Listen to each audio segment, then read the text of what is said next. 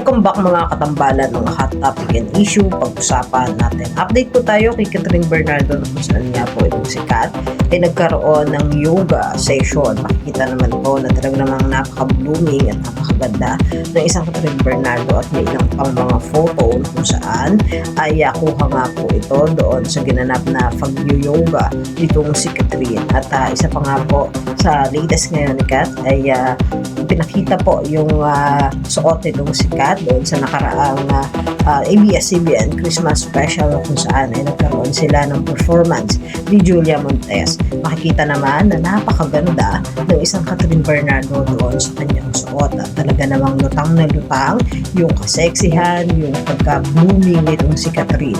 Makikita naman yung ilang mga photo kung saan ay sinare nga po itong si Kat at makikita rin na talaga namang napakaganda ng naging performance itong si Kat kasama nga po si Julia Montes at nagkaroon nga ng reunion ng dalawa.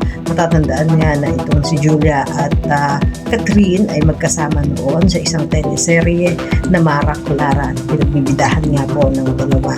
Makikita rin yung naging performance nitong si Kat kasama nga po itong si James Reid na magkakaroon nga po sila ng project sa Dreamscape at talaga namang kinakiligan itong sina James at Catherine na mga kumanta nga po doon sa stage at makikita rin yung outfit nitong si Kat doon sa pangalawang performance nga po niya para sa ABS-CBN Christmas special. At yan po yung mga update natin ngayon kay Kat. Kayo mga katambalan, ano ang masasabi mo? Comment lang sa comment section at pag-usapan natin. Yan ang mga hot topic and issue dito lamang sa Tambalang JK.